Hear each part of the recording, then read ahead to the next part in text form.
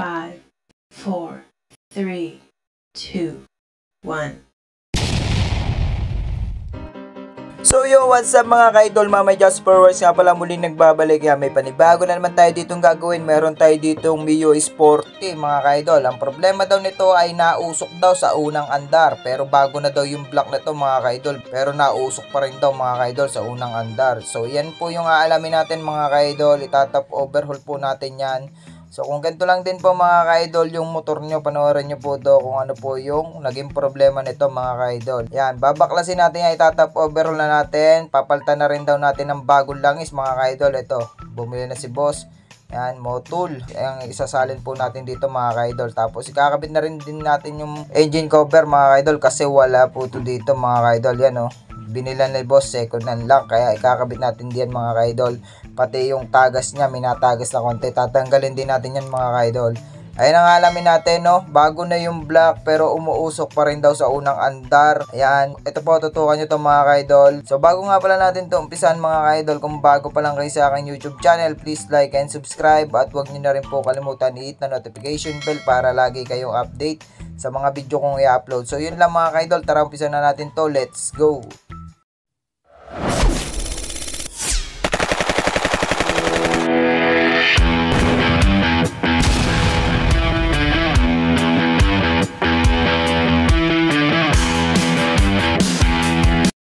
So una lang po natin gawin mga ka-idol, tanggalin lang natin itong footboard at saka yung tambutso at saka U-box mga ka-idol para maluwan po tayo mag-top overhaul dito mga ka-idol. Yan, tanggalin lang po natin itong mga ka-idol, itong footboard. Tapos sunod natin mga ka-idol itong U-box, yan, tanggalin din natin yan. Kailangan tanggal natin yan para madali magtanggal ang karburador mga ka-idol. Tapos ito naman mga ka-idol, tambutso, isunod na natin to, yan, tanggalin din natin to. Tapos sunod natin yung engine cover mga ka-idol at saka yung fan cover mga ka-idol. Yan, may mga screw lang po yan diyan mga ka-idol. Pag nakalas nyo na yan, matatanggal nyo na yan mga ka-idol. Kahit hindi na natin ibaba ang makina nito, kahit dito na lang mga ka-idol ay kayang-kaya na natin i-top overhaul to mga ka-idol. Yan, kalasin lang natin itong manifold ng carb. Tapos ito yung carb mga ka-idol, yan. Kalasin din natin itong karburador. Yan, lilinisin din natin yan mga ka-idol lahat. Yan, kung makikita nyo naman kung gano'n napakadumi. Tapos sunod na natin tong breather cover po mga ka-idol. Tapos itong tappet cap po mga ka-idol, tanggalin na natin yan. Yan, 24mm lang po yan mga ka-idol, pati itong sa baba 24mm lang din po yan mga ka-idol. Tapos yan, sundutin natin tong cam sprocket po mga ka-idol, tanggalin na natin yan. Tapos sunod natin mga ka-idol ay tanggalin na natin tong mga bolt ng stud. Yan, tornilyo po mga ka-idol, tanggalin na natin yan. May mga washer po yan mga ka-idol, 12mm nga pala yung tornilyo nga mga ka-idol. Yan, bunutin na natin tong cylinder head mga ka-idol. Yan, dito po mga ka-idol ay nabunot na po natin. Yan, ayusin natin yung gasket na sumama ng mga ka-idol. Yan, kung makikita nyo naman dito mga ka-idol ay hindi naman siya nagbabasa ng langis. So bakit nga ba umuusok to mga ka-idol? So tinanong ko po yung may-ari nito kung pinapaltan din ba to ng valve seal nung pinaltan ng block. Hindi daw niya alam mga ka-idol. Kaya check po natin yung valve seal kung pinaltan ba or hindi. Kasi dun yung hinala ko mga ka-idol. Kasi yung block wala naman siyang tama. Okay naman yung block. Yan, naka 54mm nga pala to na block mga ka-idol. Yan, tanggalin lang natin yung pin lock at saka tong piston pin mga ka-idol. Yan. So dito naman okay naman yung mga ring, pero may konting dikit lang mga ka-idol. Muntik na magpanapat din yung piston ring nito mga ka-idol. Yan, lilinisin muna natin to mga ka-idol. Tatanggalin muna natin tong camshaft at saka yung rocker arm mga ka-idol. Yan, nag-DIY tayo ng pangkalas nito mga ka-idol para madali magkalas. Yan, kalasin lang natin mga ka-idol yung rocker arm. Yan, tapos bunutin natin tong cams. Yan mga ka-idol, sikpatin natin yan. Nabunot na natin mga ka-idol yung cams. Tapos ang gagawin muna natin dito mga ka-idol, mamaya na natin tatanggalin yung valve seal. Lilinisan po muna natin to lahat. Yan, linisan po muna natin lahat pa mga ka-idol. I-refresh na po natin diretso.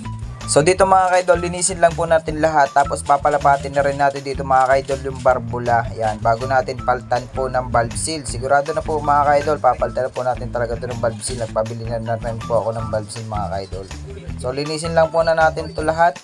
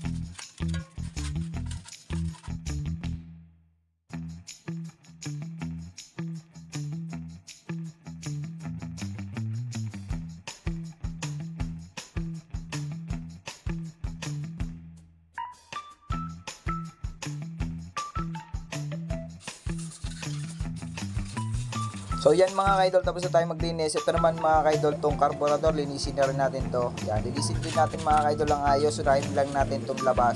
So susunod natin yung loob mga kaidol. Linisin natin ang maayos mga kaidol.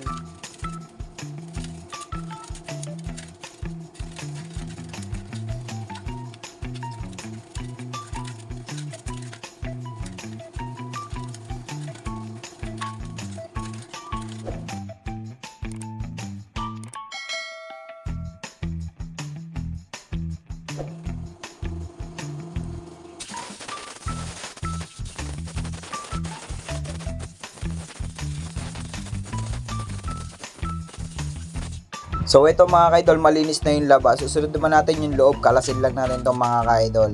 Yan, gamit lang tayo ng Philip. Kakalasin lang po natin itong mga kaidol lahat.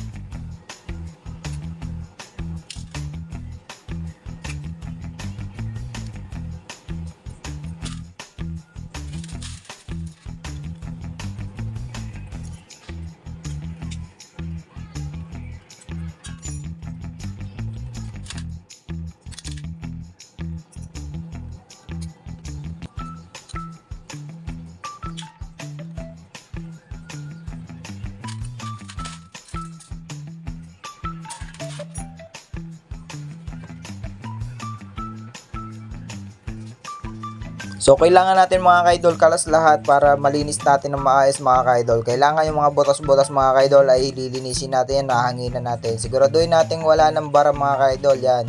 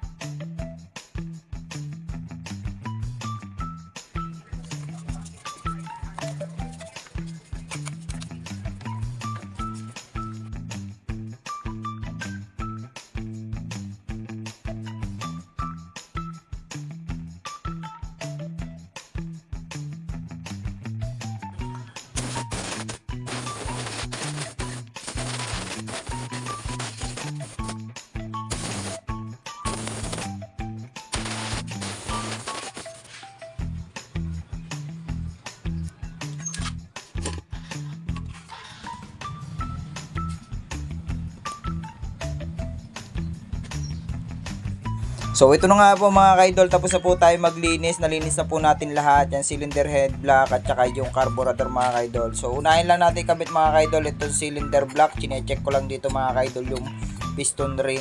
So goods naman po mga kaidol yung mga piston ring. So ito po yung mga kaidol ay bago rin naman po itong block na to, 54mm. So ito na unahin natin mga kaidol, block muna po ikakabit natin. So ito buksan natin itong langis mo tool mga kaidol. Kuha tayo ng kaunti panlagay po sa cylinder block mga ka-idol. Yung sa liner po para hindi po magkatama mga ka-idol pagka kinabit natin. So yan, lagyan po natin ng mga ka-idol ng kaunti. So yan, punas-punasan lang po natin yan mga ka-idol. Kailangan mabasahan natin lahat ng mga ka-idol ng langis. Tapos sunod na natin mga ka-idol itong piston. Kabit na natin yung piston ring mga ka-idol. Ang sukat nga pala ng mga ka-idol tong block na to mga ka-idol ay 54mm. So yan po yung nakakabit sa kanya, 54mm. So yan, kabit na natin yung piston ring mga ka-idol. Siguraduhin lang natin mga ka-idol na hindi magkapanapat yung mga gap at nasa tama po ang pagkabit ng ring natin mga ka-idol, no? Yan. Ikabit na natin yung piston ring. So ikabit natin itong piston pin. Lagyan natin ng konting langis mga ka-idol yung piston ring para hindi naman siya kumayod mga ka-idol. Yan. Basa-basain lang natin. And then siguraduhin natin hindi pa napat yung mga gap nito. Tapos isalpak na natin mga ka-idol dito sa block.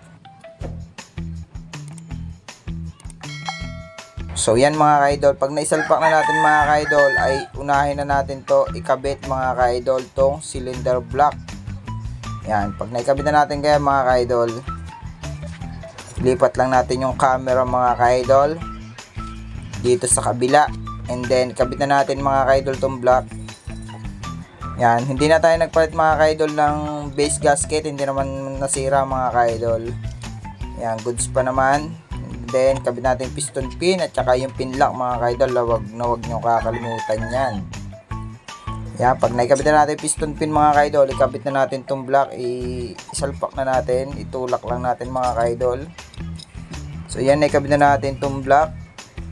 And then sunod natin mga ka-idol ay linisin lang natin itong kahit na langis.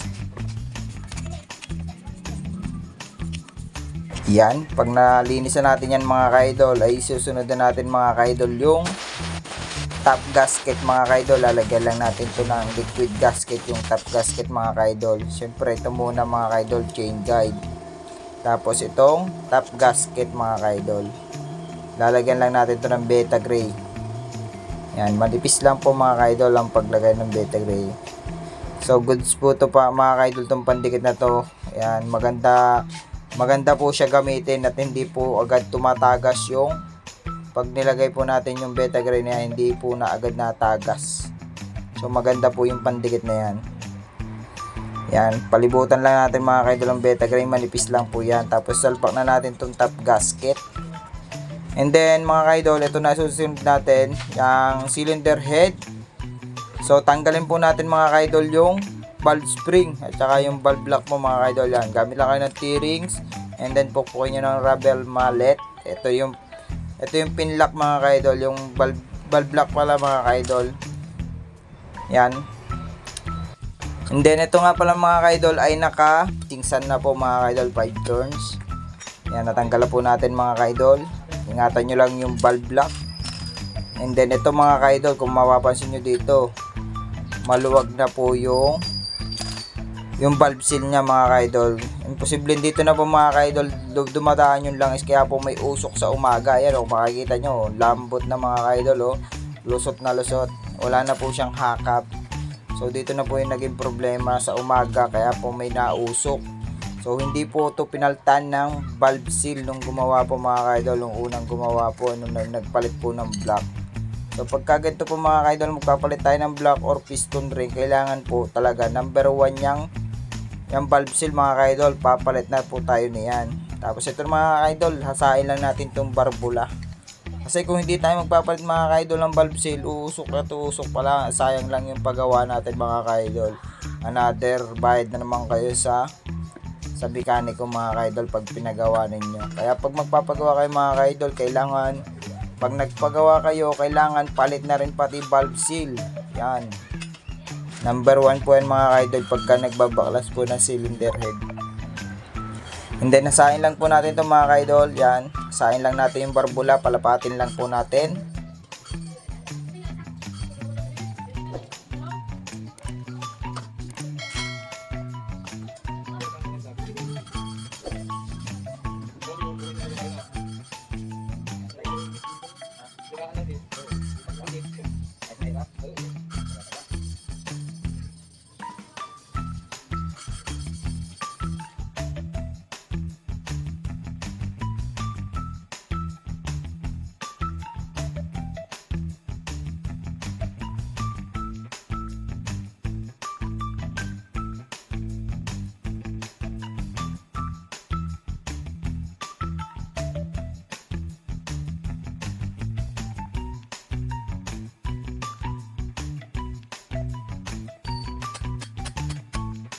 So ito na nga po mga kaidol, tapos na tayo magpalapat ng mga valve yan. Nalinis na rin po natin, natanggal na natin yung mga tira-tirang grinding compound. Kailangan po natin pag nagpalapat po tayo ng valve, kailangan po ay linisin din natin mga kaidol. Tapos ito na nga pala mga kaidol yung pamalit natin valve seal yan, bago na po yan. And then yan, ikabit na natin mga kaidol yung valve seal. Hakab na hakab po to mga kaidol. Yan, sigurado pong wala na pong uusok di yan. Yan, pag naikabit na po natin yung valve seal mga kaidol, kabit na natin itong valve spring at saka yung mga valve lock po mga kaidol. May kasama po retainer yan. And then ikabit na po natin mga kaidol, gamit lang tayo ng T-rings na may basahan. Yan, naisalpak na natin ang unang lock. Siguraduhin lang natin na nakalock talaga mga kaidol. And then dito, yan, pag magkakabit nga pala kayo mga kaidol ng valve spring at saka valve lock, kailangan po may kontra po sa ilalim para hindi po bumaba yung barbula mga kaidol. Tapos yan, ilock na po natin ito mga kaidol. Ayan, naikabit na rin natin itong sa intake valve po mga kaidol. Siguraduhin lang po natin na nakalock gamit tayo ng flat screw at pitikin natin ng kaunti. Ayan yung mga lock. Kahit tigi-tigisang pitik lang mga kaidol yan. Yan, para safe po mga kaidol na hindi po bibitaw yung lock. Ayan, naikabit na natin. Sunod na natin ito mga kaidol, to rocker arm. Lagyan lang natin ng konting langis. And then, salpak na natin yung rocker arm pin. Yan, yung may thread po sa harap, yung sa likod po mga kaidol ay yung walang thread. Yan. Salpak na natin yung rocker arm na yan mga kaidol. Napakadali po mga kaidol pagka may ginto kayong tools. Yan, yung ginawa natin, DIY natin mga kaidol na pang tanggal ng camshaft.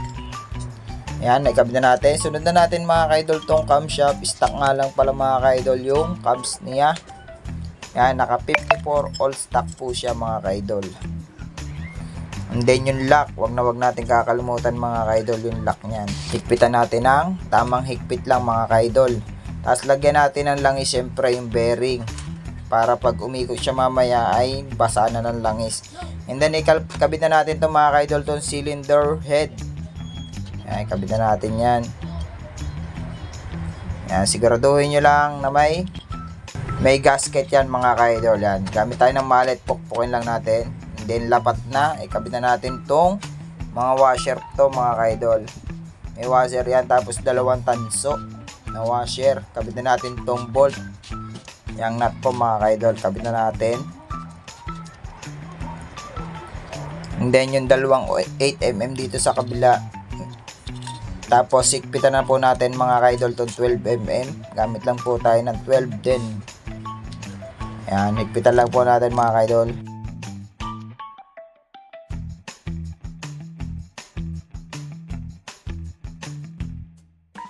Pati itong dalawang 8mm dito sa likod mga kaidol, dito sa kabila.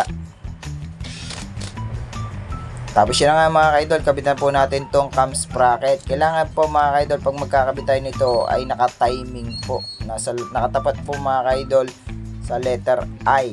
Doon sa arrow po mga kaidol, doon po sa may magneto. Tapos dito naman mga kaidol ay may arrow din po at saka yan may guhit din po mga kaidol. Hindi po kayo malilito dito pag nagkakabit po kayo nito. And then kabit na natin tong 12mm. Higpitan na po natin. Iyan. Mahigpit na po mga idol. And then kabit na natin tong binili ni boss na engine cover. So mas maganda rin po kasi mga idol pag may gantong engine cover, para yung galing pong hangin sa pan ay wala po dito ang kawala mga idol. Mapapalamig po niya ng ayos yung block. Yan, ay kabit na po natin mga idol. Kabit na po natin lahat. And then ikabit na natin tong drain plug. At salinan po natin ang langis mga kaidol. Ayan. Siyempre, taklaban po muna natin ito mga kaidol. Chinunap ko na nga pala ito mga kaidol. Hindi ko na nga lang po napakita. Ayan, para hindi na po maba yung video. And then, ikpitan na natin itong tappet cap. Tapos, etong hose subbrator po mga kaidol. Isalpak na natin. Salinan na po natin to ng langis mga kaidol. Ito po yung langis na gagamitin natin. Motul. Pang scooter po to mga kaidol. Salin po natin 800 ml lang po to mga kaidol.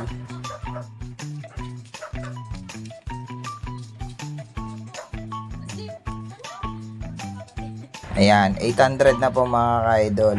So, konti pa. Yun, sakto na mga ka-idol. Tapos, next natin mga ka-idol, kabit na rin natin tong tappet cap. Ayan, higpitan lang natin, 24mm.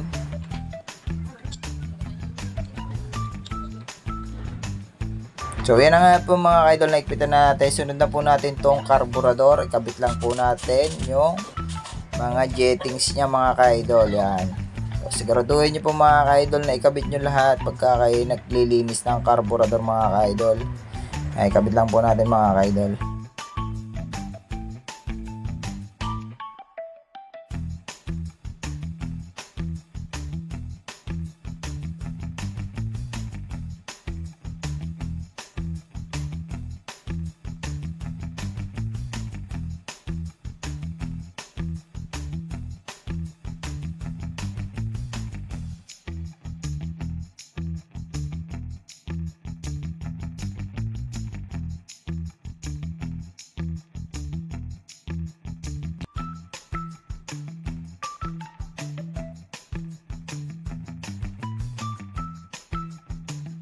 So ito na nga po mga ka-idol, sasalpak na natin to mga ka-idol, tong carburetor. Yan, isalpak na po natin mga ka-idol.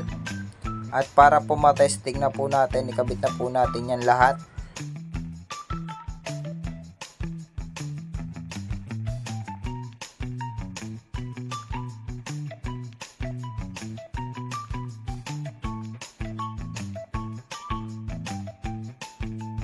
Tapos ito na nga po mga ka-idol, buo na po yan, nabuo na natin. Naikabit na rin natin footboard, tsaka U-back, tsaka tambot yung mga ka-idol. So testing na po natin ito mga ka-idol. I-start na po natin. So start po natin mga ka-idol.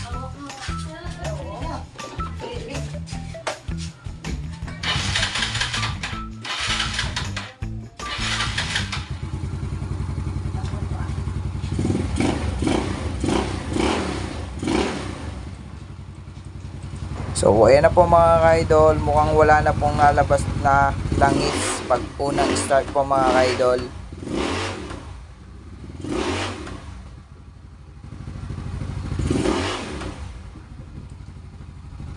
Idol 54 all stock po. Yan, kung makikita nyo mga ka-idol ay wala na po siyang lumalabas na usok. Yan, kailangan po tingnan po natin mga ka-idol, no. Yan, lagay natin dito. Tapos testingin po natin ito mga ka-idol. So subukan ko lang po ito mga ka-idol.